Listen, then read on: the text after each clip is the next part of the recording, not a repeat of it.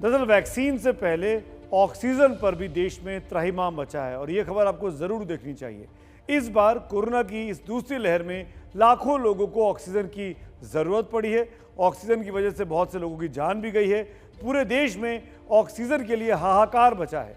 UP में भी oxygen की कमी की कई खबरें आई, हमने आपको दिखाई।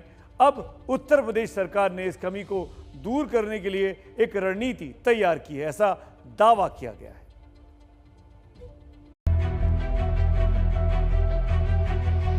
सांस लेने में दिक्कत हो रही है ऑक्सीजन काफ़ी ज़्यादा परेशान है मेरा भाई और ऑक्सीजन कहीं से कहीं तक नहीं मिल पा रही है। 3 दिन हो गए यहाँ गैस नहीं मिली। मेरे ससुर जी तो खत्म हो गए, सास की सांसें चल रही हैं और सिलेंडर नहीं मिल रहा है। कोरोना की दूसरी लहर में ऐसी तस्वीरें पूरे देश से आ रही हैं। पूरा देश सांसें मांग रहा है। अचानक आई इस लहर का वेग ऐसा था कि न सरकारें समझ पाई और न ही लोग। उत्तर प्रदेश में भी अचानक बढ़े मरीजों से पूरा तंत्र धराशायी हो गया, लेकिन अब हालात संभालने की मुहिम शुरू हो गई है। लखनऊ के लोक भवन दफ्तर में इसकी कमान खुद अपर मुख्य सचिव अवनीश अवस्थी संभाले हुए हैं। इस कंट्रोल रूम से गृह विभाग, FSDA, medical education, transport department जैसे विभागों के अफसर जुड़े हैं। पूरे देश में पहली बार इस तरह का तंत्र विकसित किया गया है। इसके तहत ऑक्सीजन लाने वाले हर वाहन पर GPS लगाया गया है। गूगल मैप पर सभी की लोकेशन देखने के साथ ही टैंकर खाली हैं या भरे हैं या फिर भरने की तैयारी में हैं, इसकी पूरी जानकारी रखी जा रही है। यही नहीं, ऑक्सीजन एक्सप्रेस गाड़ियों को भी इसी तंत्र के साथ जोड़ा गया है। पहली बार पूरे देश में ऑक्सीजन मॉनिटरिंग सिस्टम हम लोग ने शुरू किया है।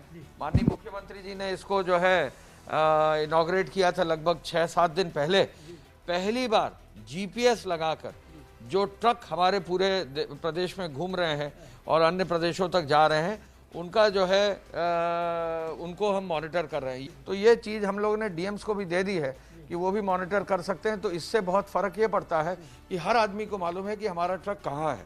इसके अलावा आप ग्रे ट्रक देखेंगे, ये ग्रे ट्रक ऐसे हैं जो वापस जा रहे हैं भरने के लिए, खाली ट्रक हैं। तो इस तरह से जो है ये पूरा मॉनिटरिंग सिस्टम है। इस कोशिश का ये नतीजा है कि यूपी में गुरुवार को 823 मीट्रिक टन ऑक्सीजन की सप्लाई आई है। इसके डिस्ट्रीब्यूशन की प्रक्रिया भी ऑनलाइन मॉनिटर की जा रही है। बड़े जिलों के साथ छोटे जिलों में भी ऑक्सीजन सप्लाई की जा रही है। मेडिकल कॉलेजों में ऑक्सीजन का स्टोर बढ़ाया जा रहा है।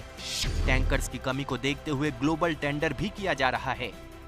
कुछ छोटे जिलों को अब हमने सीधे देना शुरू कर दिया, जैसे संत कबीर नगर है, जैसे रायबरेली है, जैसे अमेठी है। हमने 322 मीट्रिक टन सीधे मेडिकल कॉलेजेस को दिया है, जो सरकारी और प्राइवेट है। मेडिकल कॉलेजेस की जहां एक हफ्ते पहले ऑक्सीजन घट रही थी, अब हम मेडिकल कॉलेजेस पर जो उपलब्ध ऑक्सीजन है वो बढ़ा रहे हैं, उनका स्टोर भी बढ़ा रहे हैं, जिससे कि ज़्यादा समय के लिए उनके लिए ऑक्सीजन रहे। चलिए, देर से आए लेकिन आए तो, नहीं तो लखनऊ के मरघट बन जाने तक कौन ऑक्सीजन के बारे में सोच रहा था।